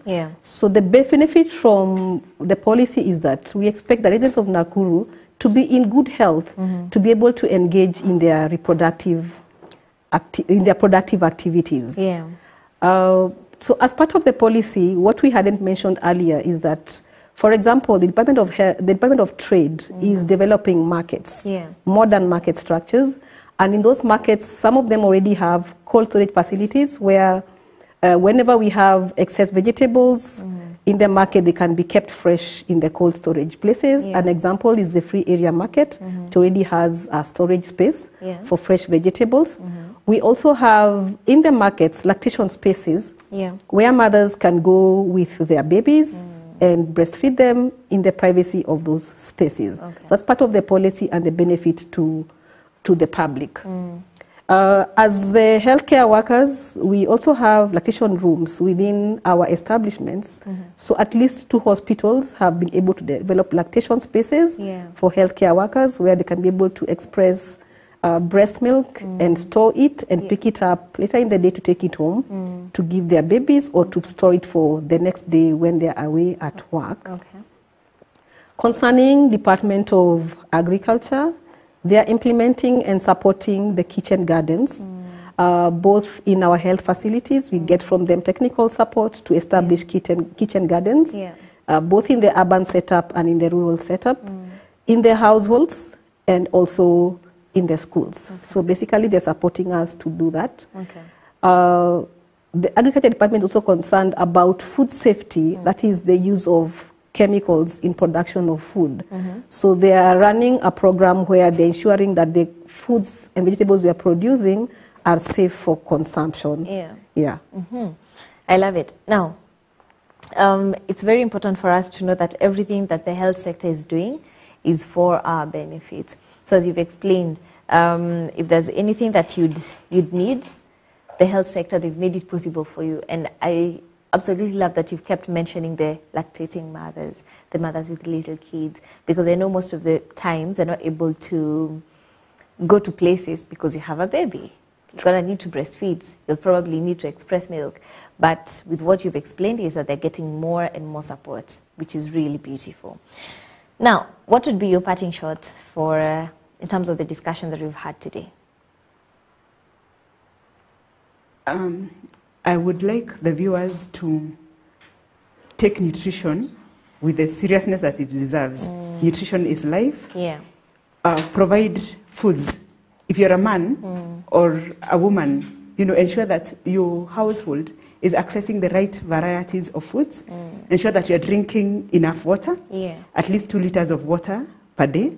Ensure that you're creating time for physical activities. Remain physically active so that you improve. Physical activity does not only lead to improved weight, but it also helps to improve your mental wellness. When you're walking out there, you're releasing the stress. You're aware that you love yourself. You're creating time for yourself. Ensure that you do that on a daily basis. We recommend at least 30 minutes of physical activity, at least 5 days in a week. Let us do that. Let us know that by doing things right, we are investing in our health today and in the future. And we are going to be happy when we reap the benefits. Perfect. All right. Please share your contacts for the people who would want to maybe call and explain more or get help. Lactating mothers who'd want to ask more about what they're supposed to do. Share your contacts. You can reach me through my phone number, 0724 110 386. Perfect. Maybe you can take it again. 0724 110 386. Perfect. Thank you so much. What would be your parting shot? Well, my parting shot is that the people of Nakuru look at nutrition as a whole wide sector. Like everybody has a role to play. We are all responsible for our nutrition at the household level, by the food choices we make and how we prepare our foods. And also that includes the caregiving practices. How are children or infants and babies fed and who takes care of these babies. I'd also wish to ask the members of the public to be able to access healthcare services as required. Like we have immunization services for children under 5 years. Let mothers bring their children for immunization and finish their schedule. We also encourage mothers to begin their ANC clinics early so that we can be able to identify if there are any issues or otherwise to just work with them through the pregnancy so that we can get a healthy outcome and healthy individuals for the well-being of our county. Very important. And it's good that you really emphasized for the both of you that make sure that you start your ANC clinics very early. And we'll keep saying it again and again and again. But make sure that immediately you realize you're expectant, start your ANC clinics. They're very important. Very important. You have a culture as Kenyans, kwenda hosi when you know a kid feels vibaya, I need help, it's an emergency. Not that when you go to the hospital. But make sure that the moment you realize you're expectant, start your ANC clinics. that's very important. Thank you so much for being here. Please share your contacts. My contacts. Yeah. Okay. My number is 0724 754 682. Amazing. Take it again. 0724 754 682. Perfect. For the people who would like to visit at the location, where can they find you? Most of the times you'll find me at PGH. Yeah. At the office of the county nutritionist. Okay. We share the office. Okay. Yeah. Perfect. Your location? So at Nakuru West Sub-County offices, health department, they are located currently at Annex Hospital, the block behind Annex Hospital. Okay. Yeah. Perfect. Thank you so much for being with us on this conversation. We've had a very interesting and educative session. Yeah. So thank you so much for being here. Thank you so much for tuning in. I know that you've learned a thing or two from the discussion that we've had today, and we started right at 7:45, where we started with some music and of course got into the discussion, and up to now we know that for sure you've learned a thing or two. So please share the links so that other people will be able to benefit from what you've talked about today. We say that this is a collective effort for each and everyone, not only to the moms, but to the fathers. We're supposed to talk about the young adults. It would be very wrong to talk kama tujawabia what they're supposed to do. So maybe in like 2 minutes we'll talk about it? Yeah, in like a minute. Tell us, what's the role of the young adults in the household? Just to make sure that the household is also well, nutritionally. Okay, so as a young adult, I think we look at it as health as a whole. Yeah. One of the important things is to ensure that the environment they're in is clean, they maintain hygiene practices, and just as we mentioned, they need to eat foods from the variety that we have talked about. Yeah. Yeah, and to avoid, we usually say avoid excess fat, avoid excess salt for that matter, engage in physical activity. Yeah. That's about it. Okay. Yeah. Perfect. So that's it. So thank you so much once again for tuning in. I know that you've gotten to learn something from the discussion that we've had today. Once again, asante sana for coming. I know that has been such an amazing session. Now, we'll be having Mumbi, who will be taking us through what we have talked about today. So if you've joined us a bit later, you'll be able to just get the pointers of what we've been doing from 8 a.m. Okay? But once again, it's that we've been live on Facebook, we've been live on YouTube, and that will help you just go through what we have talked about today and to get to understand everything that we've had on this discussion. So once again, we'll be having Mumbi, who will be taking us through the pointers. But before we have her on set, I'd love for us to get this particular segment that's just jogs our mind kidogo.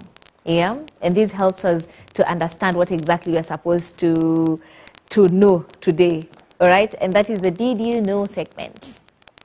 Now, today's Did You Know segment, you know, last time we really had to think around and, you know, do more research. I hope that you did enough research. But for today's Did You Know segment, inasema that did you know that honeybees can actually recognize human faces? Did you know that? That honeybees can actually recognize human faces, but faces. Mngesema ata sound or something, but faces? So for the Did You Know segment, it's for you to just go and do a bit more of research to get to understand. And also, this is where you get to know what are the different kinds of bees. Because we're talking about the honeybees. So that tells you we have the different types of bees. So you get to understand bees, what's the variety, yeah? And even after learning the variety of the bees, you get to understand, is it actually true that the honeybees can actually tell the faces of human beings? That's very interesting. Did you know that? I did not know that, but I see how it makes sense. Okay. Because I've heard that bees can be quite vengeful. If you go sahi and you destroy like their beehive, zitakutafuta. So it's a legend. It's all alleged information. No, we have to go and check, because I do believe that they can recognize human faces. Okay. Yeah. We'll check. That we'll have to check. But I also know I've heard of people who take care of bees, and every time they go for like to collect the honey and stuff like that, the bees are very friendly. As you see, exactly. So I do believe that they can. Yeah. Makes sense. Makes sense. Ukwaje? Niko pa kabisa. How's your week been? Amazing. I've had one of those weeks zenye wanasemanga the Lord has done it for me. Okay. Yeah. What's your highlight? I have a lot of highlights. Okay, we have the time, but just tell us one. Okay, so we, as a family, we have been doing, some good things. I don't want to disclose too much, but it's mostly from home, my family. Okay. Yeah, that has been. Oh, and also on Sunday, I preached at our church.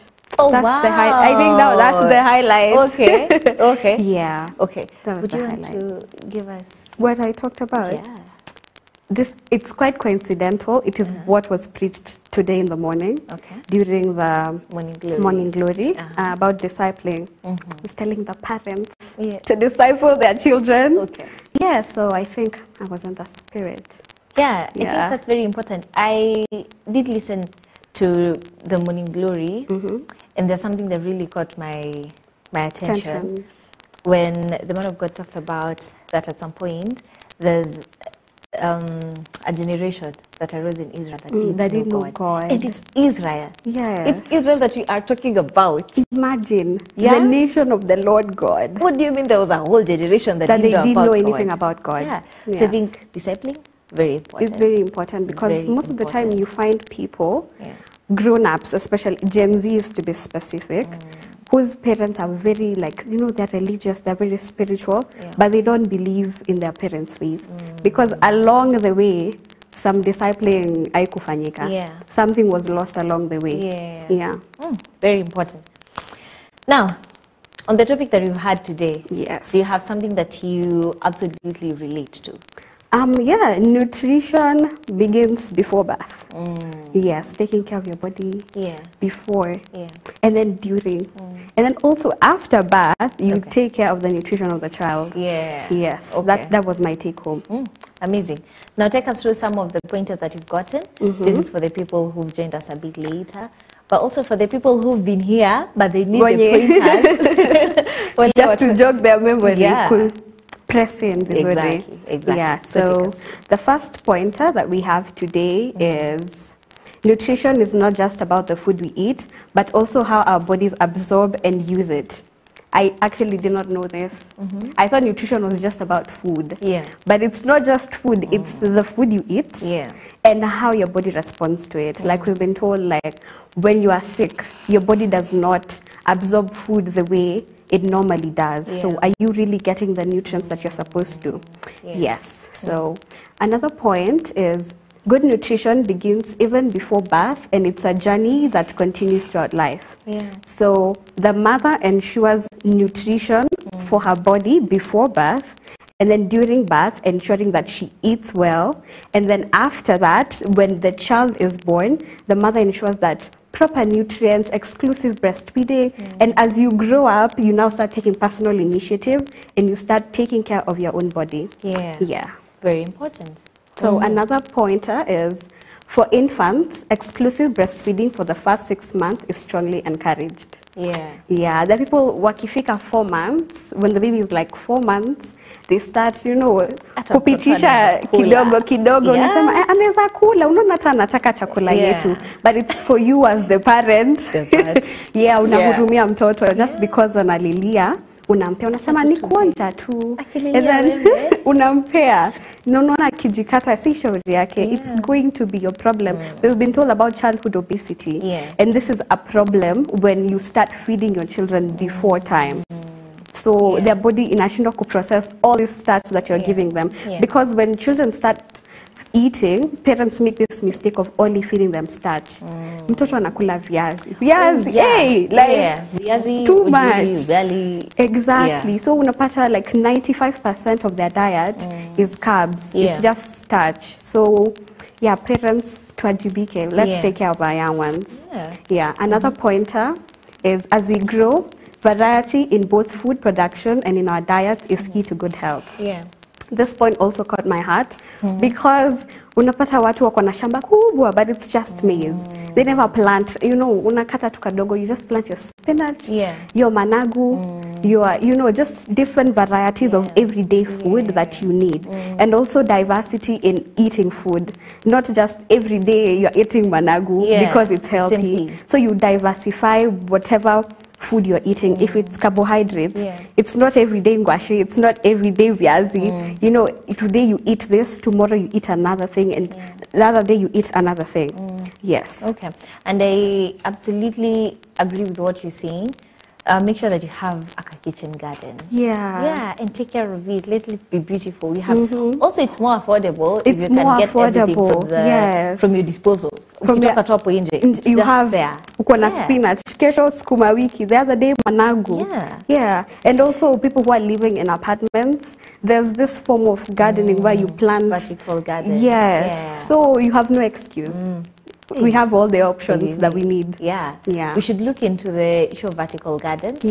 Maybe for the people who've not seen it, and that will search vertical garden. And they're quite aesthetically pleasing. So with the sema pani itaniaribia balcony, they look nice. Perfect. So another pointer that we have is malnutrition can show up in different ways, whether as underweight, overweight, or obesity. I also did not know this. I thought malnutrition means, you know, when you're underweight, you have not eaten well, you don't have the proper nutrients, and now you're malnutrition. But even if you are on the heavier side and you don't have the right nutrients that your body needs, it's still malnutrition because you don't have it. So that's also a nice point to note. The other pointer is supplements support us, but they can never replace the power of healthy, balanced food.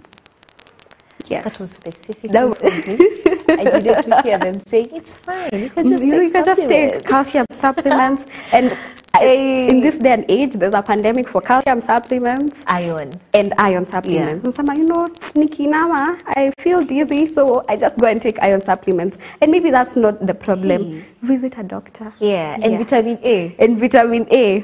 Some actually, let me just take. Eat healthy. When you eat healthy, there'll be no need for supplements. And also supplements are for supplementing. Yes, they should not be your primary source of nutrients. Well noted. They should not.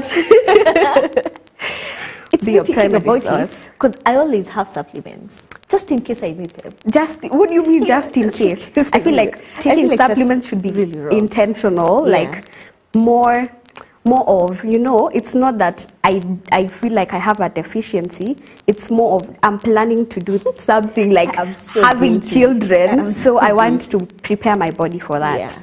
So you take supplements. And also, saa zingine ngoja hata daktari akwambie, hii yako, you need to supplement. Yes, tuache the habit of self-medicating. We need to do better there. We need to do better. And also, we need to applaud the government of Nakuru again. Because they're doing a really great job with moms. And also, you know, just trying to fight teenage pregnancy. Makofi kwao. And I love that we talked about that particular conversation or topic last Wednesday so extensively. Why it's important for teen mothers to just take care of their bodies, to take care of their babies, because they're already mothers. You know, it's there already. So it's already happened. So now it's just time to be proactive. And not preventing more teens from getting pregnant. So that's very important. So that's it from today's conversation. Thank you so much for the pointers. You're welcome. That has been amazing. Thank you so much for staying. I know that you've learned a thing or two from today's conversation, and I hope that you'll be able to share the knowledge that you've gotten from today's show, so that someone else will be able to benefit. Because that's very, very important. You say that your health is our priority. That's why we get to talk about everything that concerns your health in a way that is easy for you to understand. So if you have any health condition that you'd love for us to tackle, please feel free. You can always text us through our WhatsApp number, that is 0721 105 105. For the people who are seeing you for the very first time, yes, I did not introduce myself. If you're seeing me for the very first time, my name is Mombe Karaoke. Yes, and you'll be seeing me more. Yes, please. Perfect. And my name is Rachel Kahogo. Thank you so much for staying. Thank you so much for being here. Now, we'll be getting the website for the Nakuru County Nutrition Policy. Okay? So you can just go on the Nakuru County. Just search for Nakuru County. website, Nakuru County website, and you'll get to see all the policies, you'll get to see how it benefits you, you'll get to see why it's important for you to know the policies. And once again, it's to upload the government of Nakuru. Yeah, because the health sector is doing amazing. And I know this is not only for the county government of Nakuru, because I know that you're probably not watching us from Nakuru. You're watching us from your county, probably Nairobi, Mombasa, wherever it is. I know that what the Nakuru county government is doing is also being implemented in other counties. So you can always check on the website of your county. And I know that you'll be able to just get to understand what is happening, what are the policies, and how you'd be able to benefit from that. All right? So that's it and done. Thank you so much for being here. Once again, thank you so much for tuning in. Do have an amazing rest of the day. So today, we'll be having the lunch hours from 12:30 to 2:30. So do not miss out, because I know that it will benefit you. But also, we'll be having an amazing week. Every day we'll be having lunch hours. On Friday, we'll be having the cash hour. So this is just to wish you an amazing, amazing rest of the week. Do you have parting shots? Something you want to tell them before we Stay end? healthy, be intentional with your health, and have a blessed week. Perfect. Yeah. Thank you so much. We'll see you next week. Until then, God bless you. God be with you. Have an amazing rest of the week. Bye-bye.